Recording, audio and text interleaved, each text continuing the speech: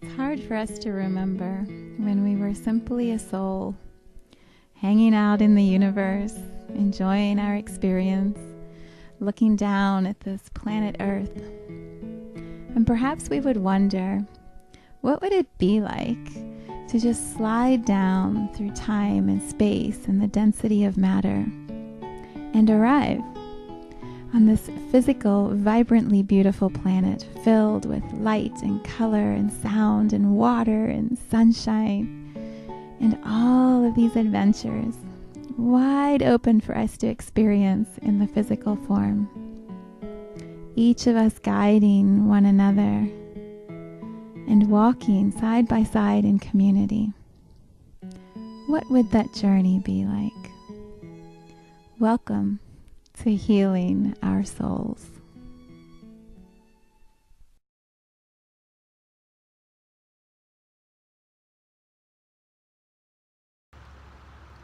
Good morning and welcome to Healing Our Souls. It is so good to be with you today.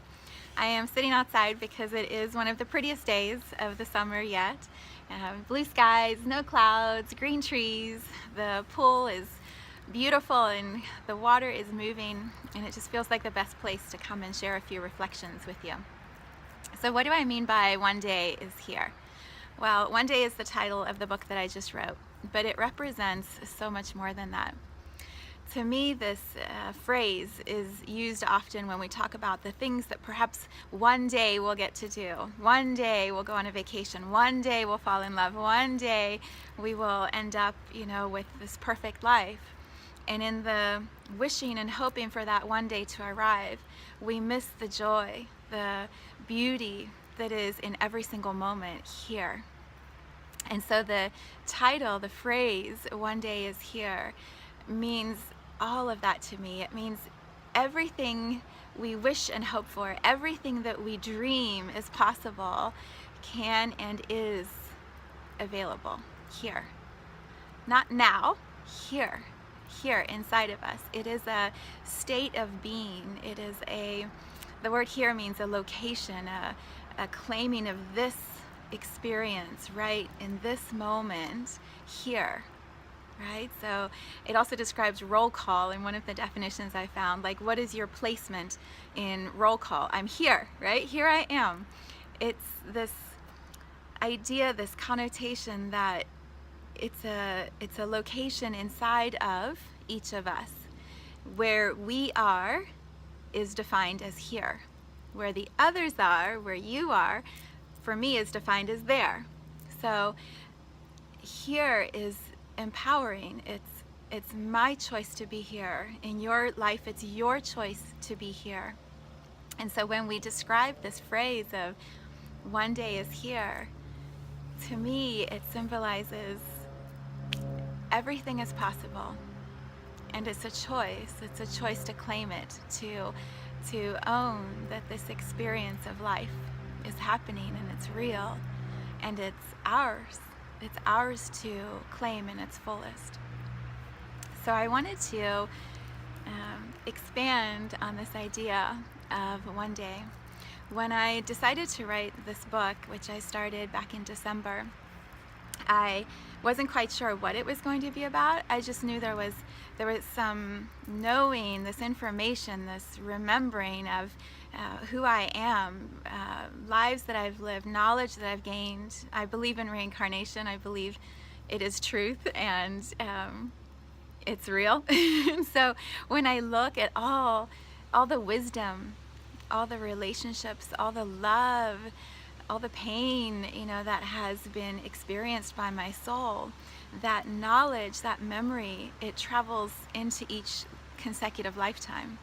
So as I sit here in this body, this person in this lifetime, known as Vivian, with this infinite soul that has lived, experienced, loved so much before, I bring wisdom, I bring my knowing into the physical form. And so when I started brainstorming this book with a friend of mine, I had this catchy title. I was going to call it Consciousness in Form, because it's in like a physical form, but it's also informing people. And I was so proud of that title, like Consciousness in Form. And the more I sat with it, I'm like, oh, it just feels heavy. It feels like consciousness. You know, so many people hear that word, and the reaction I get is, oh, do we want to look at consciousness? And what does that even mean? It sounds like I have to be responsible. I have to behave better. I have to be more knowing. Like, why would I want to look at consciousness? And what I have found, especially over the last year, what I have found is consciousness simply means love. It's love. Love is the basis of every human experience, even when we overlay it with fear and judgment and resentment and doubt. Love is what is underneath all of that. I was watching a video clip by the Dalai Lama this past week, and he was so beautiful. He said, terrorism, it's not love, it's separation from love. And he said, when you look at all major religions of the world, they preach, they teach unity, oneness, love as the constant underneath all of it. And so violence is separation from that love, a belief that you are better than or needing to separate from someone else, and so you cause them harm. That is fear. That is not, it is overlaying what is underneath that, which is love. And so when you feel the truth that every soul, every human who exists on this planet came here to be love, to experience love, to return to love, as Marianne Williamson says, to return to love. Right? The Pope preaches the same thing. It doesn't matter what religion. He says, come together. We are one world. We are one planet that we need to love and protect. There is this call for unity and coming back together. And so when we believe that as truth, that it's all love, we can see how consciousness, this idea of something that has no form, right? How do you put form on consciousness? It's this idea that soul's energy, life force flows through everything. Well, that is love. Love flows through everything. So when we bring the two into alignment and harmony, the way that I see them, love and consciousness are one feeling, vibration, one experience. And so our human minds are like, okay, what do I do with that? So how do I be more loving when people are mean to me? Or how do I be more loving when the world seems so harsh and dangerous and I don't even understand what you mean by love in this form that you're describing, right? My background is difficult, or I've had pain, or I've been abandoned, or all these stories that we've accumulated as humans. And so we forget that we are actually unity, one. We forget that we're connected to love, that we are love. And so the human experiences, they start to run the show. This book that I wrote called One Day is about how to find your way back into alignment with your soul, into remembering that you are love, that you are consciousness. And the best way I have found to teach anything is to share your own story. So I share my story. I share how I returned to love. I share how I found my way through bumpy times. We all have had them, or still having them, right? So how do we come back into alignment with our soul, with love, with consciousness? And then in that process, how do we discover why we're here? Because each one of us came with some beautiful gift to share with the world, right? Mine is this teaching, this consciousness idea. It's meditation, teaching people how to be still, teaching people how to tune out the chatter of life, to find these little pockets, these moments that are stunningly beautiful, to remember that life is good. Everyone has their own gift. And when we start to return to our own knowing, when we expand our love, our consciousness, our soul physical alignment, things start to fall into place. Life becomes this beautiful experience of one moment after another. And it happens because we land in the here. Here. I land here in my body. I land here in my heart. I land here in my voice, my throat. I land here in this physical location, and I center and I get steady. And from this place of being here, we start to create. We start to share. We bring our gifts forward in ways that are so beautiful and so heartfelt that we connect again. We start to unify. And these amazing things happen. Books get written and programs get started and people come together and they reconnect and they play and they delight in this journey of life. So this book, One Day, is my gift. It's one of my joys to share my journey, and then also to provide inspiration for others to find your way back also to yourself, to your here. Not mine, yours. What does your here look like in its fullest, most beautiful expression? It's so good. It's so good.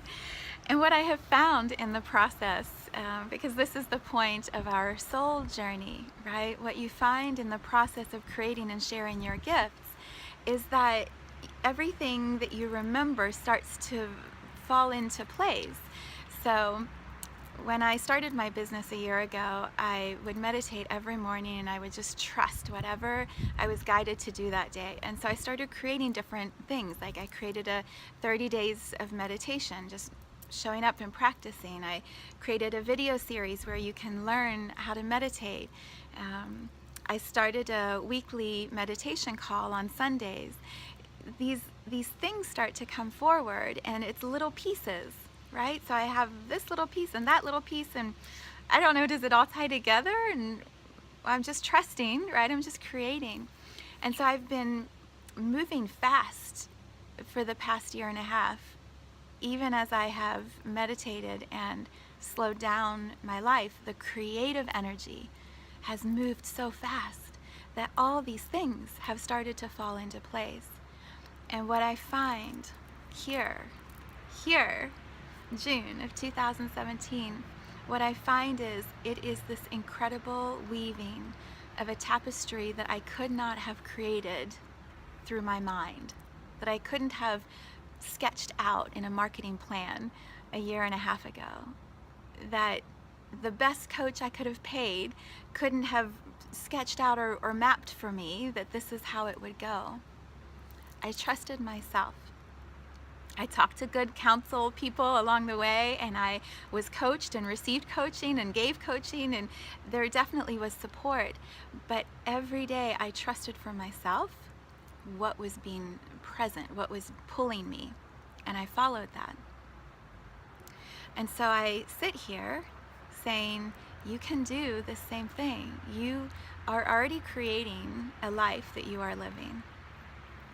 And if it's not fully satisfying, if it's not bringing you all of the joy and the fullness and this expansion in your heart and your soul of, God, it's good, right? It's so good.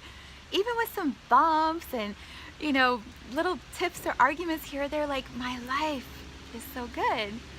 If you're not feeling that, then know that is a possibility. There are all these resources available from me and from lots of other people to bring you back to yourself, to show you how to tune in and be really still and quiet and hear what your soul wants you to hear. So start with one day, right? Explore this idea of consciousness, this idea that we are all love, and I explain it in steps, right? There's dimension 3, 4, 5, 6, 7, 8, 9, and how do you evolve through those, and what does each dimension of consciousness feel like? What does it inspire inside of you? Consciousness is always expanding. There is always new being created. And so connecting with where you are in that process allows you to bring your gifts forward and contribute more to this creative well of consciousness. If meditation is something that you're still learning or you're not familiar with, I have tons of free ones on my YouTube channel. My suggested go-to for a start would always be purifying breath. Breath is the clearing out of energy in your body. It moves stuck energy. And so when I teach this purifying breath process, you clear out stuck emotions that you may not even realize have been there.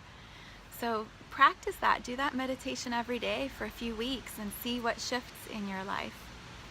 Do the 30 days of meditation. If you want more, if you want to be in community and play with this idea of, what does it feel like when you're in your brilliance and I'm in my brilliance and we're all kind of hanging out in the same energy space, even if your lines are on mute and I'm the only one speaking, you'll feel everyone else's love and consciousness. You'll feel it, and it's good. It's so fun. And so you have this 1 hour on Sundays where you can play and explore meditation. It's called Vibin' Now, and the reason I use the word now is because it's this 1 hour anchored in each week where we feel, right? I tune in as I guide you through the process of meditation for that hour. I tune into what's happening now on our planet. What are the energies that are shifting now? What is going on with the structure, the geography of our planet? What is going on with the trauma of fear, the collective energy of consciousness? What is shifting globally? And then how does that impact us here individually? What can we do? How do we clear our matches to that so that we show up continuously in this really clear energy space? It is a powerful hour, and you have your own experience within this really beautiful container. So that's Vibin' Now, right? Vibin' means chillin', hanging out. It's also a name that I feel is remembered by those who know me from other lifetimes. It's what I would call my soul name, one of my soul names. And it's this energy of I feel the vibration of what is happening, right? Sound is vibration. I can feel the sounds around me. I can feel the energy as it's shifting. The water next to me has a vibration, a movement, a ripple, right? All of that is encapsulated in this name of Vibin', which is why that is so much of my branding, right? My marketing, my name Vibin'. So that meditation call is for you. It's for me, and it's for everyone who shows up to be here. And for that hour to be in the now moment. And so we practice that. We practice being present. We practice holding space. We practice clearing out energy and then getting really steady, really centered, so that as we navigate through our next week, we make really wise choices for our souls. We're not just following whatever the group activity or mentality is. We're empowered. Yeah, Vibin' Now, it's good. And then I also have this package of work that I created and I put to the side and moved on to the next thing, and I'm starting to come back to it, that is called Soul Filters. I talk about it in the book. There is this remembering for me of my soul, of when my soul actually was breathed into existence, the intention that my soul was birthed with, which is to be this space holder, this sensor of vibration, and then also this timekeeper, to understand how time is finite, it's limited, and when we try to box it in and control it and put our hands around it, it starts to control us. And so the timeless moment, the only true moment, is here, now, in presence.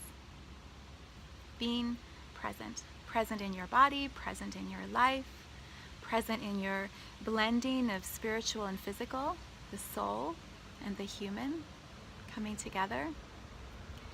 And so this remembering of my soul work, right?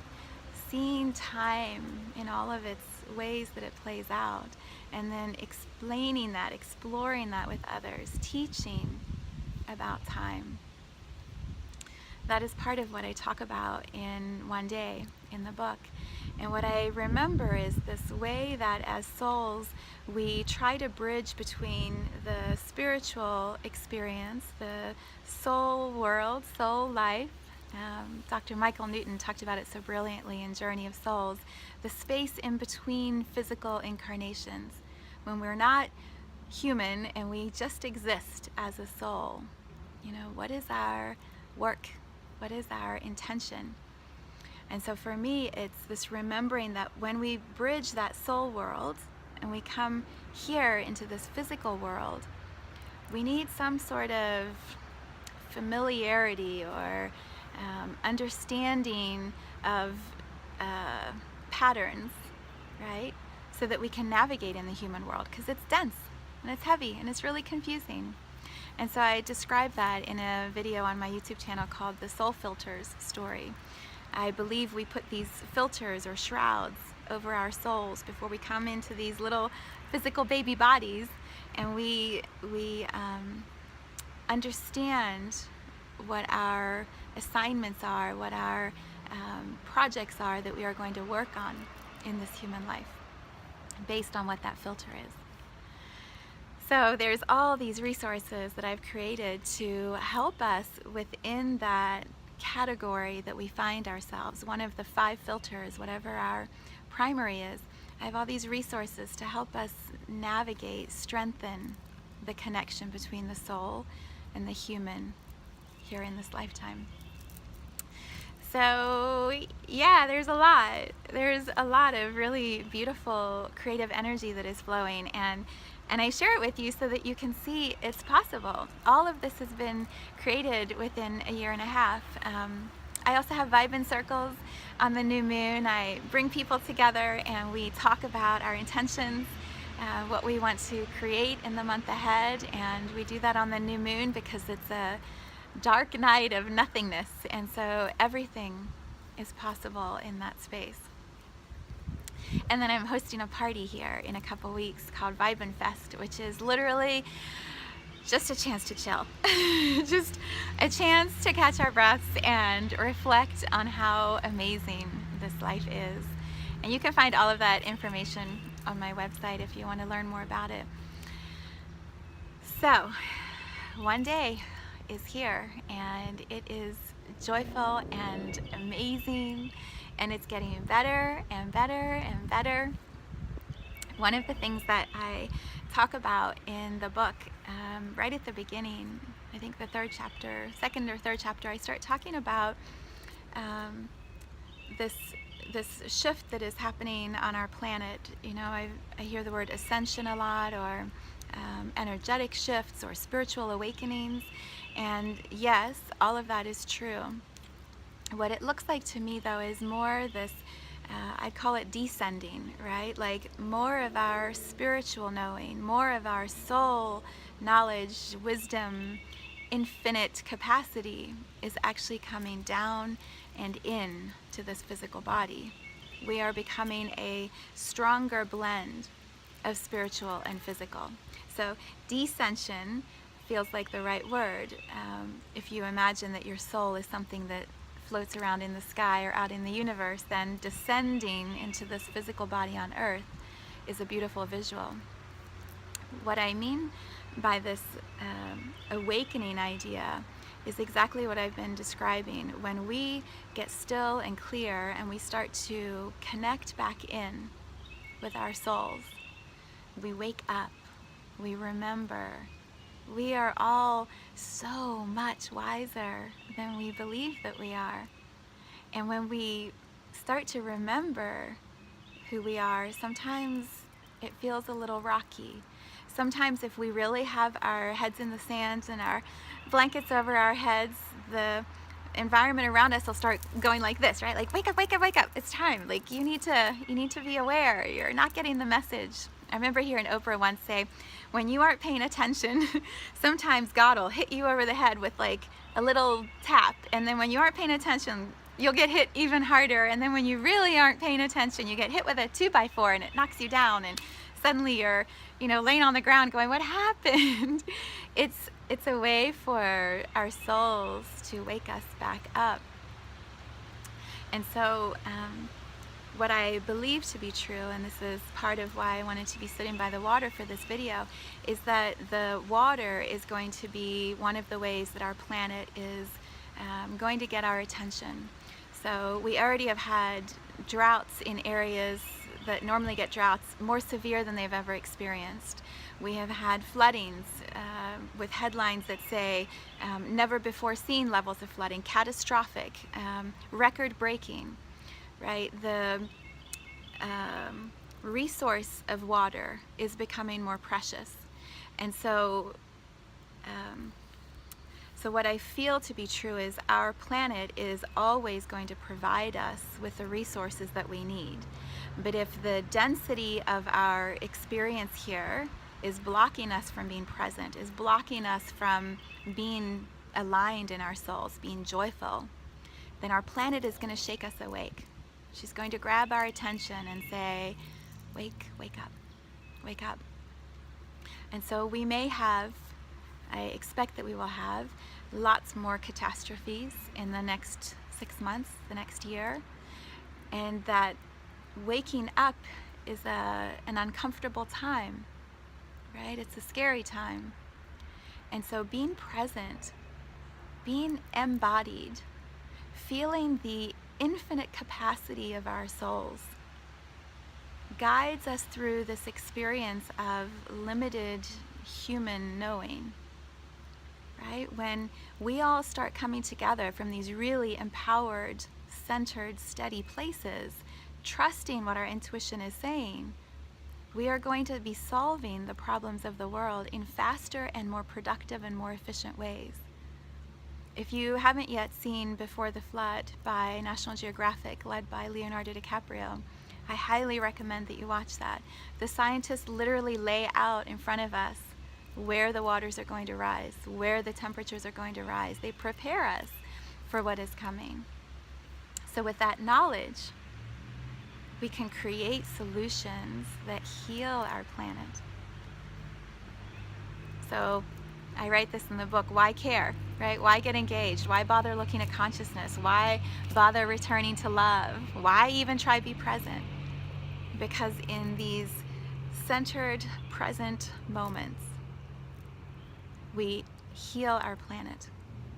We not only heal our souls individually and collectively, we heal our planet, which then allows this planet to sustain life for generations to come. So, time to play, time to get quiet, time to enjoy this journey of life in deeper ways. One day is here, and it is so good. So good. So much love.